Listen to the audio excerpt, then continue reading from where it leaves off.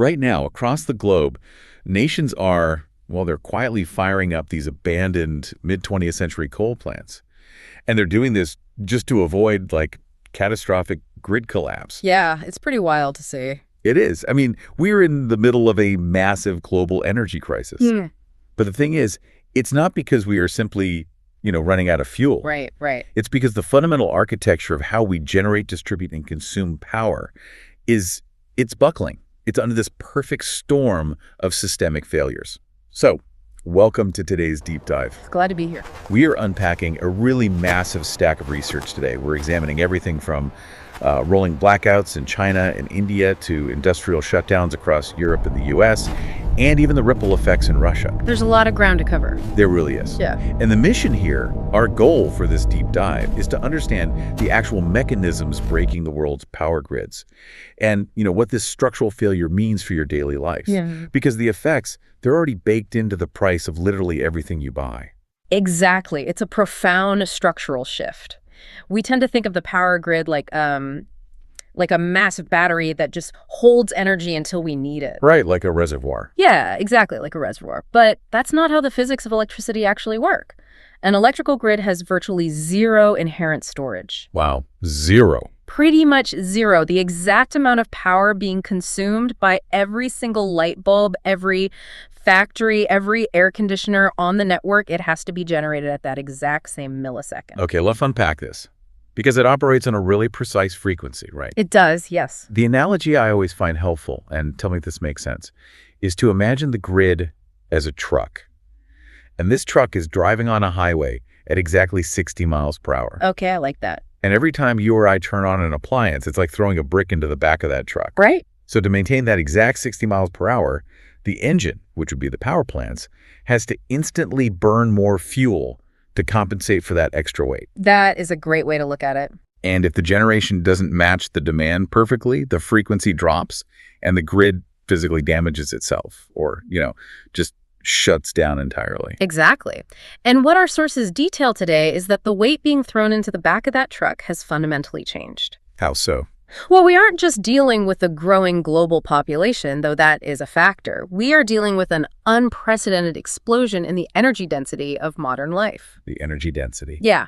It's the electrification of transportation, it's the massive scale-up of industrial automation, and crucially, it's the staggering power requirements of modern tech infrastructure. Like data centers and stuff. Exactly, like those hyperscale data centers that run the internet and AI. The baseline load required just to keep modern society idling has absolutely surged. But wait, human population and tech usage have been growing for decades. So why is the system suddenly breaking down into a full-blown crisis right now? Yeah. I mean, utility planners should have modeled out this demand curve years ago, shouldn't they? Well, they did, but utility models rely on, predictable supply chains. Right. What broke the system wasn't just the sheer volume of demand. It was the catastrophic collision of that long-term high demand with sudden, massive, unpredictable geopolitical supply shocks. So it's a convergence. Exactly, a convergence. The architecture of global energy relies heavily on incredibly rigid infrastructure, particularly when you look at natural gas. And this is where the geopolitical shockwaves really come in, right? Specifically, the fallout from the Russia-Ukraine war, which just completely upended Europe's energy model. Precisely, because Europe spent decades building its industrial base around a very specific, highly tuned pipeline architecture. And that architecture was delivering cheap Russian natural gas. Right. Now, pipeline gas is incredibly efficient, but it's a physical tether. You can't just move it. When the war disrupted those supplies, Europe couldn't just magically switch suppliers overnight. The physics of natural gas make it incredibly difficult to transport across oceans. Yeah, because to put it on a ship, you have to compress it into liquefied natural gas, or LNG. Right, LNG. And reading about this was insane. You have to cool the gas down to minus 260 degrees Fahrenheit just to turn it into a liquid. It's a massive undertaking. Yeah, and then load it onto these highly specialized cryogenic vessels.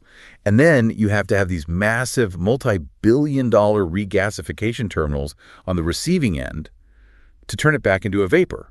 You can't just, reroute a ship the way you can with a barrel of crude oil. And because those regasification terminals take years to build, Europe found itself in this desperate scramble. They needed to secure whatever global LNG capacity already existed out there. Right. So they just started buying it all up. Exactly. They entered the open market and started outbidding developing nations for shipments. Suddenly, you have this massive vacuum effect. Wow. The disruption in Europe rippled outward. It pulled energy resources away from Asia and the Middle East, causing extreme price volatility globally. So it's like inviting 50 extra people to a dinner party without cooking any more food, and then finding out the delivery driver bringing the backup pizzas got stranded.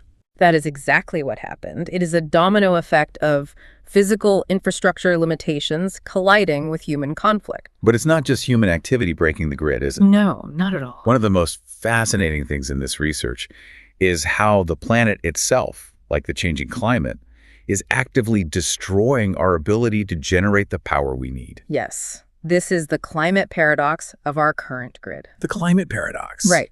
We are seeing extreme weather actively physically degrade both power generation and transmission.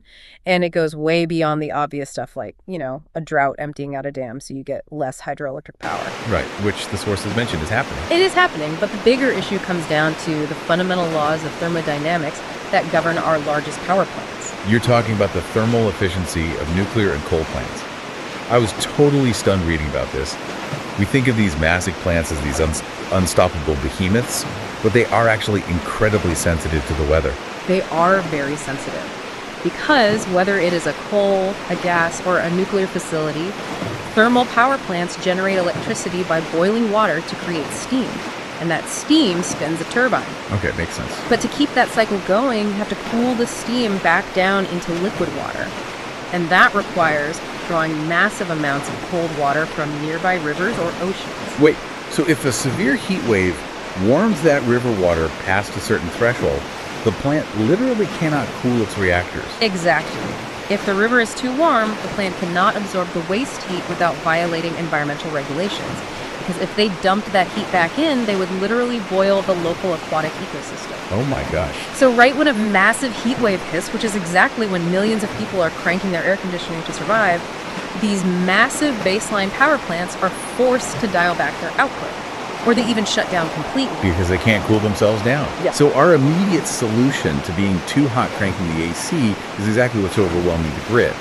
And the plants we rely on are releasing greenhouse gases that cause the planet to get hotter in the long run. It is the ultimate vicious cycle. It absolutely is. And to make matters worse, that same ambient heat is attacking the transmission lines themselves. The physical wires. Yes, the wires. Electrical resistance increases with temperature. So when it gets incredibly hot, the physical wires heat up, they expand, and they literally sag. Wow. The capacity of the transmission lines drops exactly when the peak load is hitting its maximum.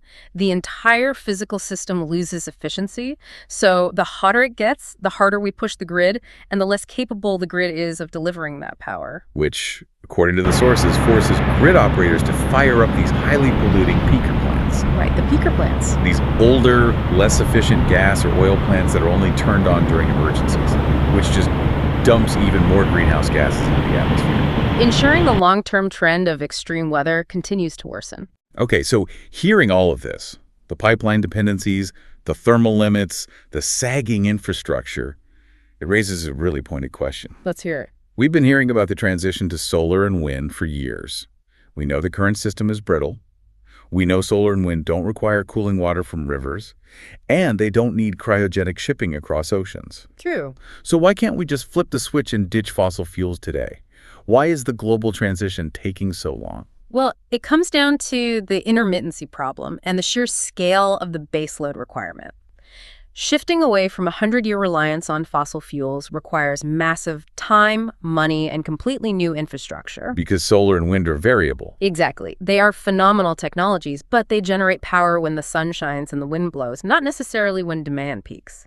Going back to your highway truck analogy, you still need a massive, reliable engine to keep that truck at exactly 60 miles per hour when the sun sets. And right now, we simply do not have the utility-scale battery storage required to capture all that excess solar power at noon and then discharge it to power an entire city at 8 p.m. We don't. We are stuck in this friction-filled awkward interim phase. We're basically trying to build the plane while we're flying it. Which means we still need the coal and oil infrastructure to keep the lights on today, while simultaneously spending trillions to build the renewable infrastructure of tomorrow. And that awkward interim phase is incredibly expensive.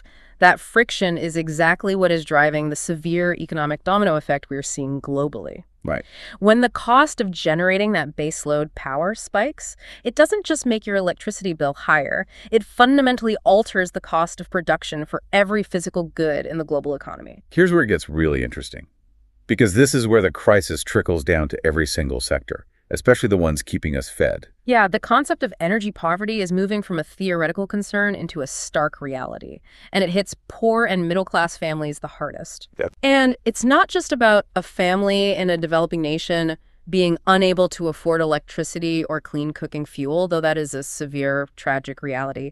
It is also about industrial energy rationing, just destroying supply chains. Yeah, the research highlighted massive industrial facilities like aluminum smelters in Europe literally shutting their doors. Right, because smelting aluminum requires such a colossal, constant input of electricity. When power prices spike, the cost of the electricity required to make the metal actually exceeds the market value of the metal itself. So they just have to shut down. You have to shut down, leading to outright closures and unemployment. Which means immediate localized unemployment, sure, but it also means a sudden shortage of aluminum for the global market. Exactly. Which drives up the cost of manufacturing everything from car parts to beverage cans. Mm-hmm. The energy inflation is just embedded in the materials themselves. It is embedded in everything. And I think the most terrifying example of this embedded energy is in global agriculture. Yes. Agriculture is incredibly exposed to energy markets, far beyond just, the diesel fuel used in tractors or the transport trucks. The critical vulnerability is fertilizer.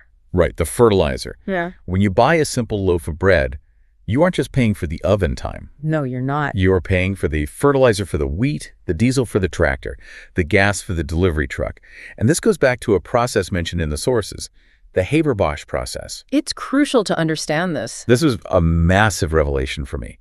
Modern farming relies almost entirely on synthetic nitrogen fertilizers. Right. And to create that fertilizer, chemical plants use this Haber-Bosch process, which takes nitrogen from the air and bonds it with hydrogen stripped directly from natural gas. Under immense heat and pressure, yeah.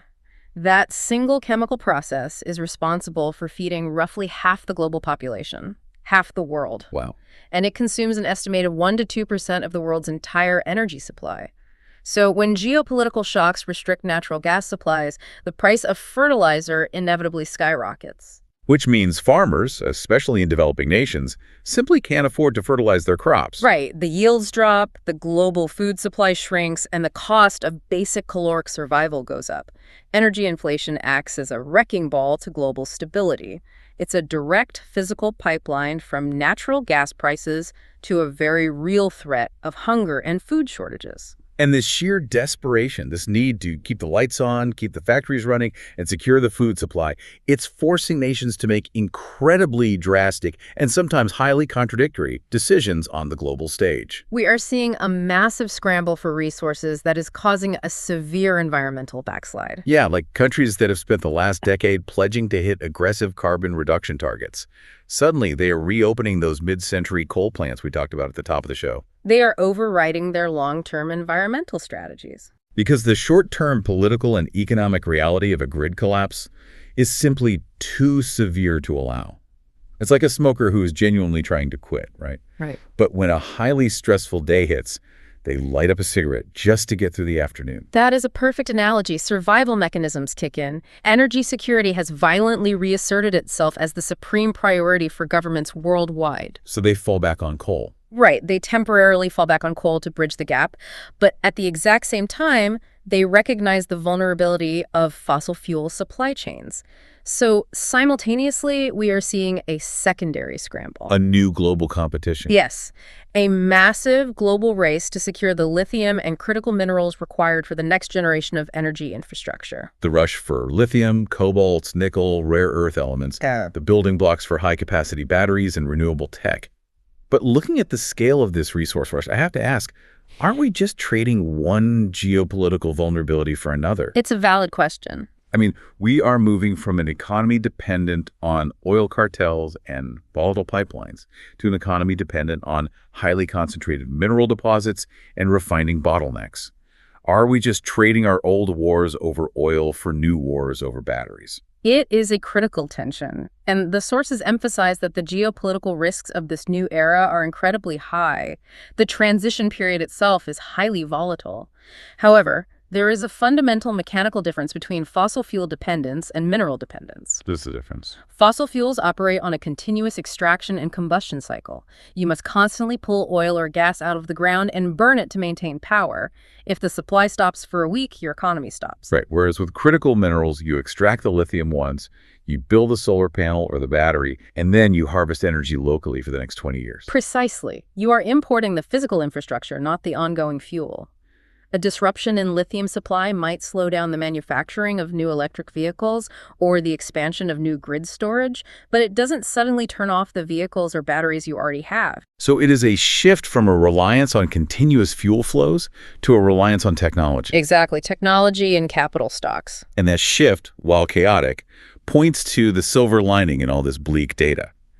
The immense global pressure of this energy crisis is acting as the ultimate catalyst for positive change. It really is.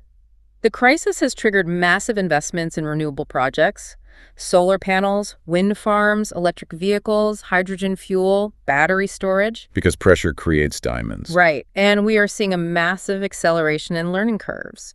The sources talk about Wright's law, which states that for every cumulative doubling of manufacturing capacity, the unit cost of a technology falls by a consistent percentage. So they are getting cheaper and more efficient every year. Yes. Because governments and private markets are pouring trillions into escaping the volatility of fossil fuels, the manufacturing scale of solar, wind, and especially lithium-ion battery storage is exploding. Which drives the unit economics down to a point where renewables aren't just an environmental choice.